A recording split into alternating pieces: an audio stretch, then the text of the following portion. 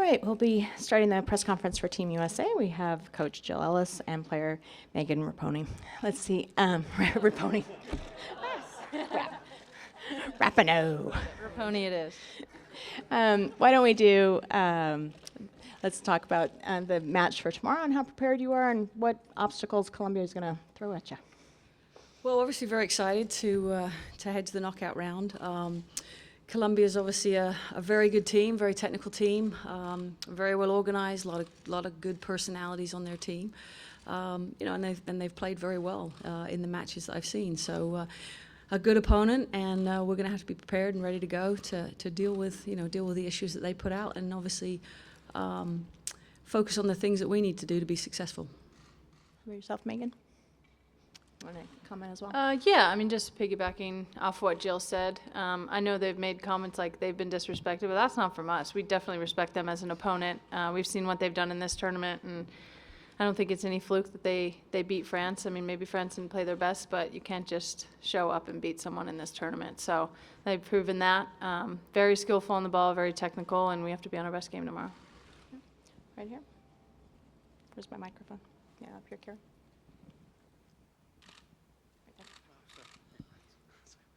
Hi, Jill. I know you guys weren't complacent to begin with, but does Brazil being upset today almost sort of reinforce the fact that there aren't any teams in this knockout stage that can be taken lightly? I mean, I think from the early group games, you can see this is just an ultra competitive, the most competitive World Cup, I think, to date in terms of the quality of teams in it. So, certainly nothing is taken for granted in any of the games we've played thus far. But obviously, heading into tomorrow, we have to have a laser focus on what we need to do. Over here. Where are we? Go ahead, Grant. You have the mic. Hey, first for Megan and then for Jill. U.S. played Colombia in the 2011 World Cup, played them in the 2012 Olympics. From what you've seen of them in this tournament, in what ways has Colombia improved since then? I mean, I think it's probably the vast majority of the same players. So just 4 years under their belt and maturing quite a bit.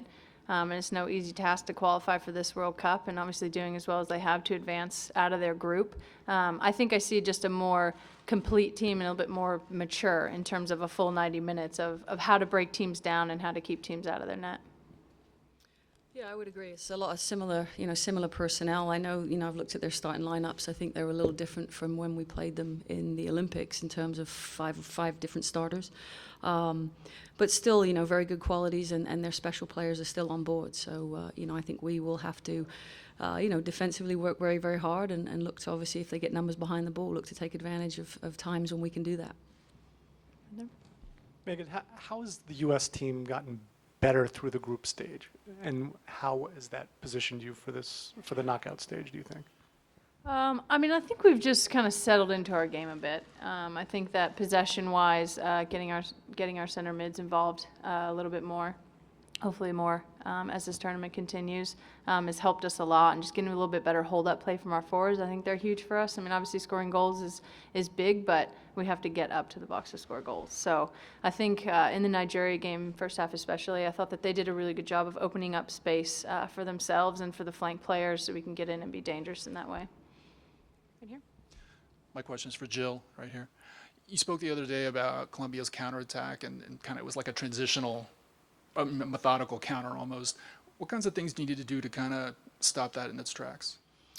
Well, I think, we have to get pressure on the ball initially and try and, win the ball back if we're dispossessed. And I think we just have to be aware. Like I said the other day, I mean, they like to get in the space behind. They just do it slightly differently than the teams we've played. They like to play a ball in and drop it off and then runners coming in. So, I think for our backs, they just have to be aware of not getting pulled out of shape.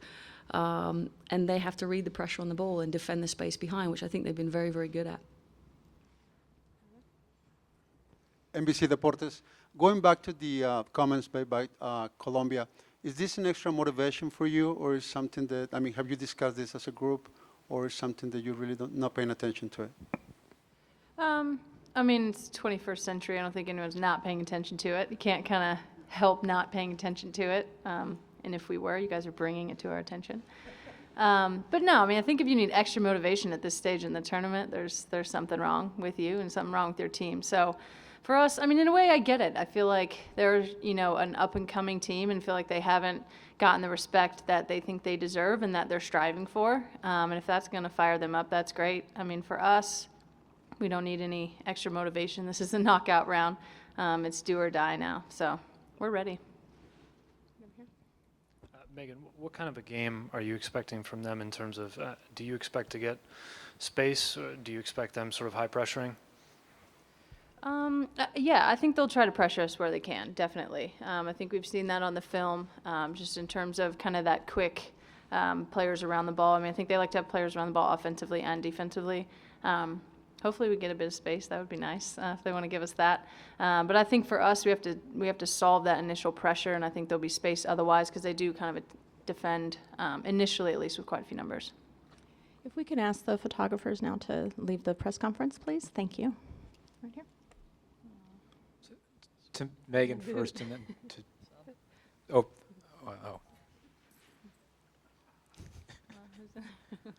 Oh yeah, you can continue. Sorry. You can stay. They To, have to to go. Megan first, and then to Jill. Does anything change preparation-wise or mentally moving from the group stage to a knockout round? I know you guys have done this a ton of times before, but even so. Not really. We've had some extra days in there, which is good for the body and sort of, trying to stave off the boredom. That's difficult, but it's nice to get a couple extra days with so much travel that we've done in playing these games. Obviously, our games were very taxing physically and mentally, so same kind of routine that we've had, had a sneaky day off in there, and, then just getting back to the scouting reports and, the massages and the nails like we like to do. Yeah. Jill, your back line center. Your back line didn't have a whole lot of World Cup experience before this tournament began. Have they overachieved? Have they surprised even you? No, I mean, I think, as a staff, we have high expectations of our players. I'm very pleased how they have matured. I think going to the Algarve and dealing with teams that sat off us, dealing with teams that looked to counter us, I think that was good vetting for our back line. But no, I mean, they go up against each other every day, and that's a heck of a task, when they're defending, Abby and Alex and Pino and those guys. So, they get a lot of testing. So, I've just been really pleased with the maturity they've had. I think they've done a fantastic job of reading the game and staying composed. And, even on the ball, I mean, we're talking about their defending, but even on the ball, they've done some very, very good things I've been pleased with. So, no, keep it rolling. Hey Megan, how different does this tournament feel to you than 4 years ago with the change in format to 24 teams? I know it's only one extra knockout round game, but the tournament feels much more kind of drawn out than previously. It does a little bit. I don't know if that's because of the extra game, or it feels like we had the same amount of days in between. Not exactly sure why, but I think things will kind of start to roll through now. Obviously, it was 7 games. That's a long time. I think we're here for about a month and a week or so. We're about halfway through that, so I'm not sure why it feels longer. Maybe all the travel and everything. Germany was obviously much more condensed and kind of more in the city centers. Hi, Megan, we're here. Just want to ask you about the support you guys are getting. The success of this tournament has been a lot to do with the fact you guys got a lot of support in Winnipeg, a lot of support in Vancouver. Has it been surprising, and what does that do to have a stadium full of American fans? I don't think it's surprising, no. I mean, obviously it's so close. It feels, it's easy for our fans and for our friends and family to travel with us.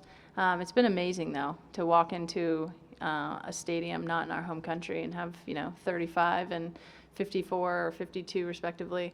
That's just incredible. And to watch the other games, too. I mean, not all the games are getting that kind of support, but definitely Canada's being supported like that. And it seems like the games have been well attended thus far, and hopefully they'll only continue to do that. But for us to have that many fans is just amazing. It's not like there's just 52,000 people; it's 52 Americans.